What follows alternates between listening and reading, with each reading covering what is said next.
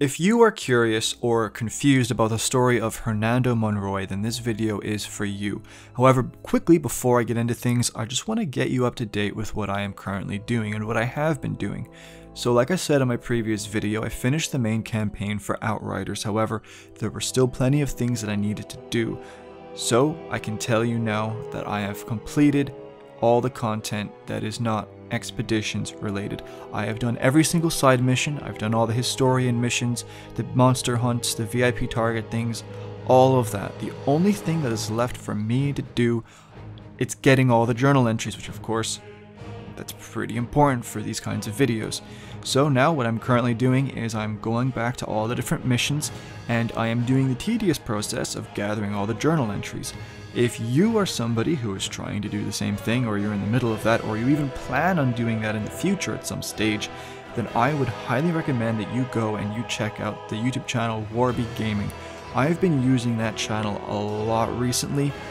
He has a video for each area and he tells you exactly where the journal entries are. He's got timestamps, he's got all the necessities that just make life easy. So if you plan on getting the journal entries at some point, or you're doing it now like I am, go check out Warby Gaming. Really nice guy, really good YouTube channel. Okay, that's that. That being said, let's get into it. The whole story about the second caravel, the signal, what happened to the Pax, all of that, none of that would have been possible without Hernando Monroy. And who is Hernando Monroy? Well, Monroy was a child soldier in South America. He never knew his parents, and he was brought up in a world that was falling apart due to the natural disasters and war. And like I said, being a child soldier, he was raised in the midst of many civil wars that were taking place in South America.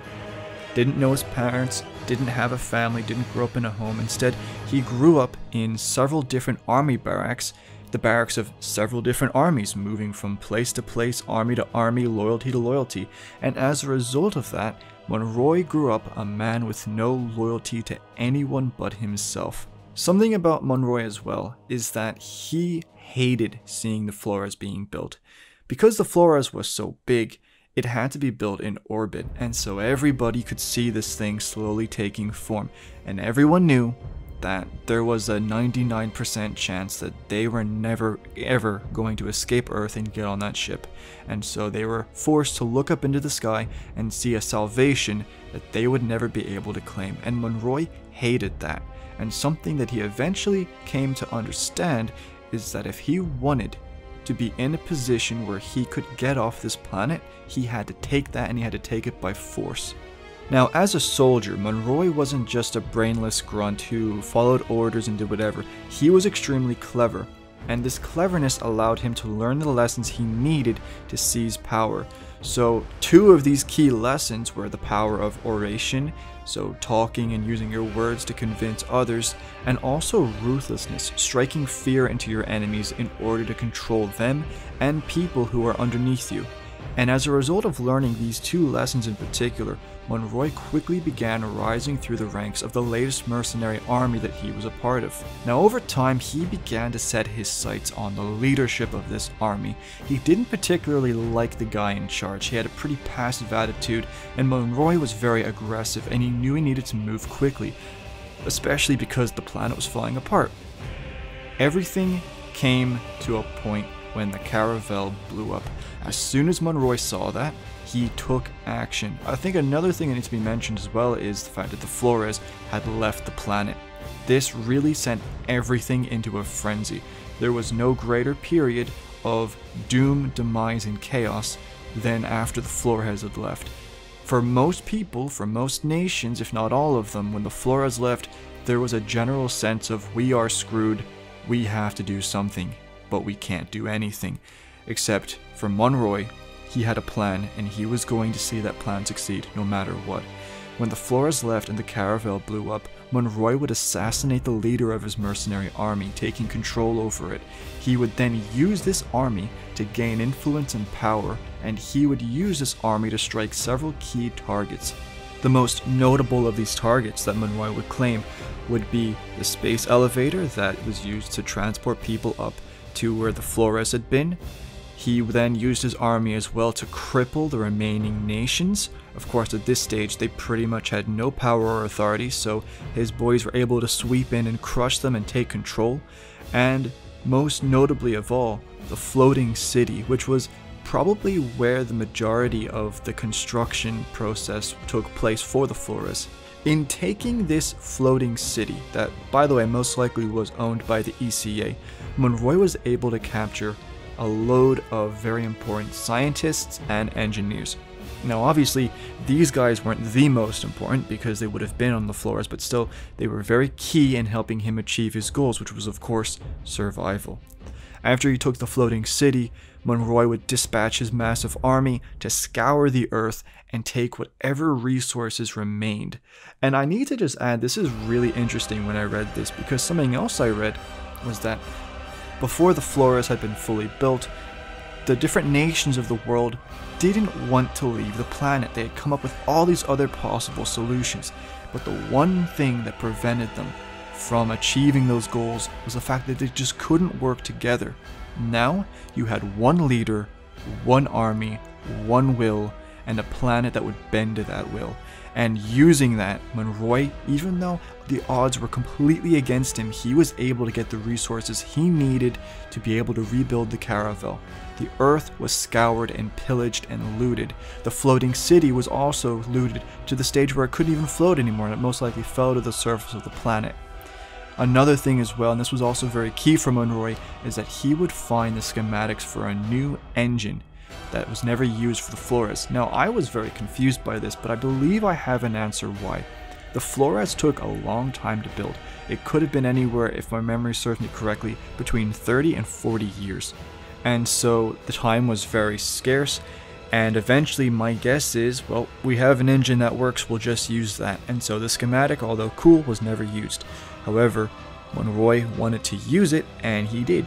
This new grav drive was made and was used for the new caravel that was built. Now I don't know exactly how much of the caravel needed to be rebuilt, because I'm seeing conflicting pieces of information. According to Monroy's journals, he claims that the caravel had been in ashes. However, the lore states that the caravel was mainly intact. Regardless, Monroy would be successful in fully rebuilding the caravel and adding a new, far more efficient engine to it. And eventually, after a few years, it's never stated specifically how many years it took, after a few years, the caravel would leave Earth with Monroy and his crew on board.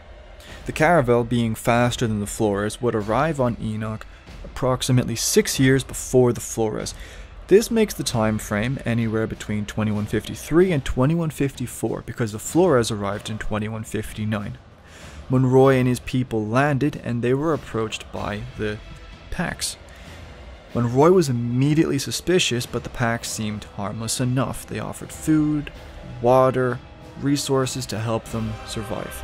And they seemed to be really great neighbors. The Pax were also completely innocent, had no idea what violence really seemed to be. There's an instance where a Pax sticks their finger into a gun barrel.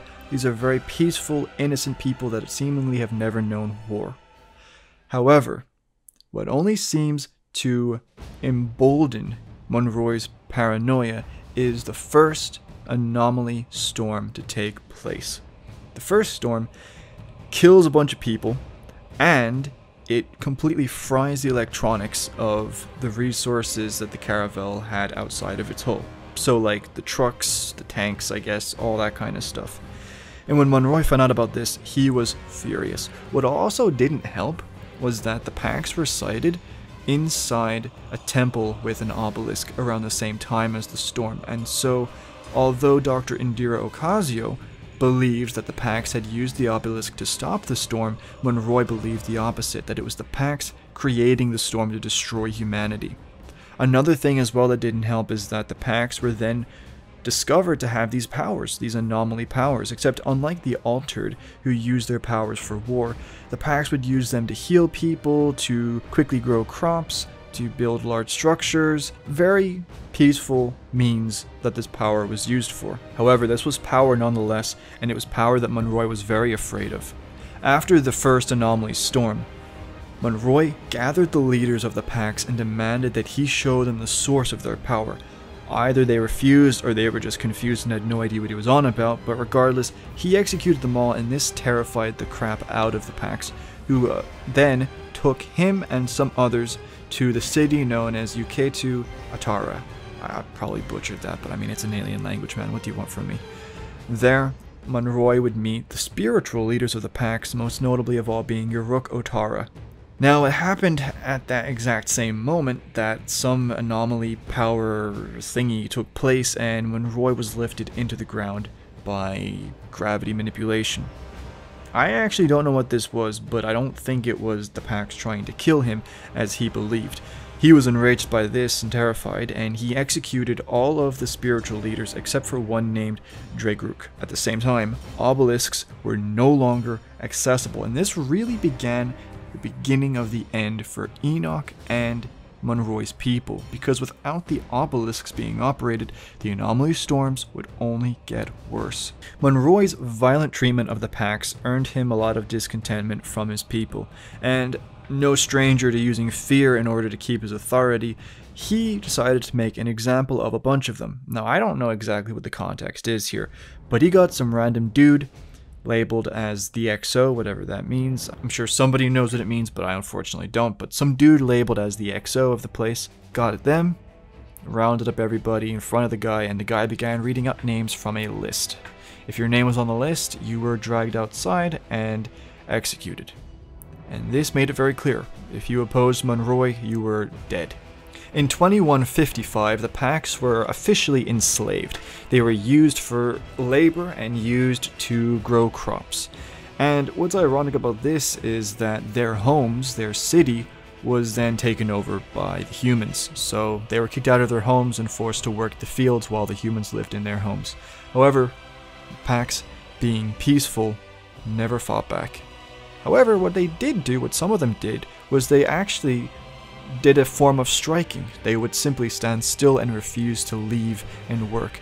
And what happened to those Pax were they were rounded up, placed in trucks, and driven away. And let's be real, they probably were killed after that. Dr. Indira Ocasio would also be, around that time, tasked with researching the Pax for their powers, because although they were subdued, and although it seemed like humanity was now beginning to establish itself on Enoch, Monroy saw that power and he wanted it. But he had to understand it first, and that's why he tasked Dr. Indira Ocasio with researching them. Unfortunately for Monroy, Ocasio seemed to care more about the Pax's culture and their history than actually finding out the truth about their powers, and he had no interest in that. Over time, the storms would only get worse. So many people would be killed, the biggest one being known as the Great Storm. And this really saw a lot of destruction happen. What didn't help as well was that the Pax, when they were, sitting through these storms, would immediately begin trying to get to the obelisks because they knew how to stop the storms. But Monroy would kill them. Which is really stupid if you think about it, because Monroy denied access to the obelisks under the belief that they were used to create the storms, and yet there are no obelisks being worked and the storms are still being created. However, it really seems like Monroy was just a paranoid man, and so when these storms were happening and when the people were dying, the Pax were not able to get to their obelisks. They would be gunned down. By 2158, the consistent storms would cause the planet, for lack of a better word, to die. The soil became infertile. The crops, no matter what they did with them, would not grow, and the water would grow dark and poisoned. What added to the tension was the discovery that Pax were beginning to steal weapons from the Caravel, which was very strange and odd considering they had never fought before. Regardless, the Caravel was made off limits, and any human or Pax found trying to get inside would be killed. And then, that same year, in 2058, the Ferals struck. The Ferals began to attack, and in retaliation, Monroy ordered that a recon base be established far from the city. And this was done so that humanity could find the base of the Ferals and wipe them out once and for all. this would never work, due again to the storms and the consistent attacks from the Ferals, and eventually, when the Ferals managed to reach the main city and began laying siege to it, Monroy and those in that recon base would be forced to retreat back to the city. When it was discovered that it was in fact the Pax who became the Ferals, it was Monroy's paranoia that resulted in the orders being given for the Pax to be rounded up. Now the general at the time, Nikolai, deserted and wandered off into the desert, having his belly full of violence and I guess just crimes, war crimes and all that. However, his second in command, Caruso, was made general, and he would follow the orders given to him by Monroy. Now, I don't want to go into too much detail, but if you played the game, you kind of have a fair idea of what happened to the Pax. However, what I will say is that it wasn't just them being gunned down. Apart from the camps being built, massive incinerators were constructed most likely by the Pax. The Pax would be walked into the incinerators, and their ashes would be shoveled out into the desert. Yeah, it's pretty rough.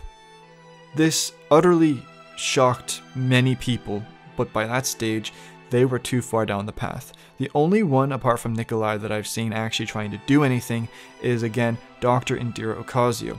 She had a very sneaking suspicion that Monroy was going to try and kill her, and when he invited her to dinner, she attempted to poison him. However, it's not really said how. However, Monroy would survive the poisoning attempt, and she would most likely be killed. At that stage, the city was still under siege by the Ferals, the human defenders growing weaker and weaker by the day. But it was at that time, in 2159, that the Flores arrived in the skies of Enoch, and Monroy's people had hope that they had finally been saved. And so the Great Signal, the mystery of Outriders' narrative, was created and sent out for the Flores to find. But the Flores never came, and the city was eventually abandoned, and the Caravel was made the final base of Monroy and his supporters.